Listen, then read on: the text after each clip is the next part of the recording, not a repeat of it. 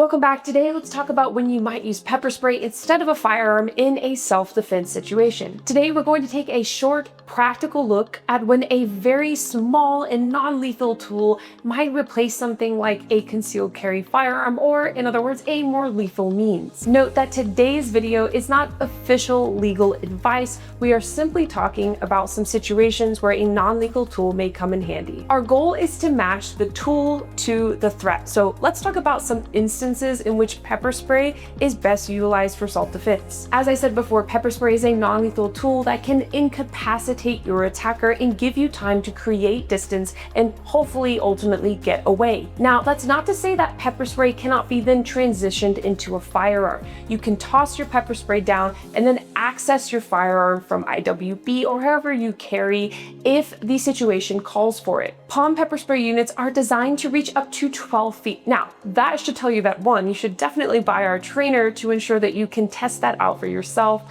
but also it should tell you should be able to create distance in a self-defense situation. This means adding movement while you are using your pepper spray. We don't want to stand in one place and spray them. We want to give ourselves distance beyond that of the spray. I've heard pepper spray referred to as the 10-foot eye jab because you are able to incapacitate someone without being right up next to them. Before you reach for any tool, ask yourself these 3 questions. In this self-defense situation we are analyzing, do you mostly just need time to escape? If so, pepper spray is an excellent tool to integrate so that you can get away from that situation in the first place before incorporating lethal means. Number 2, ask yourself who is around you. If you have an open crowd behind this person, pepper spray can be an excellent tool. While there may be some cross-contamination sprayed around, it is far less likely to harm those individuals compared to, well, a firearm. Number 3, ask yourself if you have the room to actually pull your firearm. When people are in close quarters with you and you decide to pull your firearm, it can then become a fight over the gun. Unless you train shooting from retention and you feel confident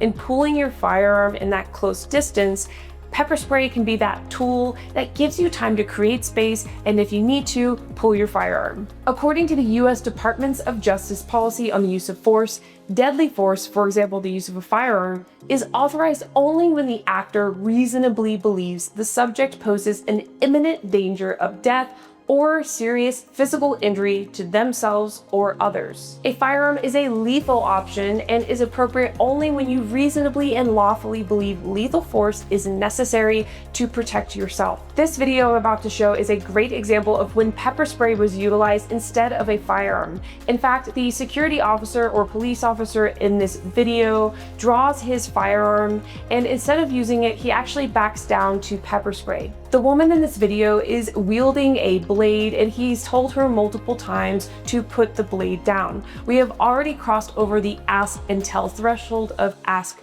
tell, make, and he's moving on to make. Now, he found that it wasn't necessary to use his firearm in this situation, and just so we're clear, this is my interpretation of this video. It is not from the actual notes of this encounter. This is what I've observed as someone who's been in the self-defense world for a while, but you can see that he puts that firearm down, he gets out OC spray, and he is able to incapacitate the woman in the video without the use of deadly force. This is not to say that this decision was right or wrong, but we at least avoided the use of deadly force, which is, in my book, always a win. Note that training for a professional like a police officer and that of a citizen is of course going to look different. This is just a good example of when OC was utilized as opposed to a firearm in a situation where this man had to defend himself. Of course, we're assuming the woman pulled out the blade for negative purposes. There are also quite a few bystanders in the video, so this may have been one of the reasons the officer decided to use OC spray as opposed to firearm. Training with your pepper spray is incredibly important, just like any other tool, say your concealed carry weapon. Note that laws vary state by state, so be sure to visit the state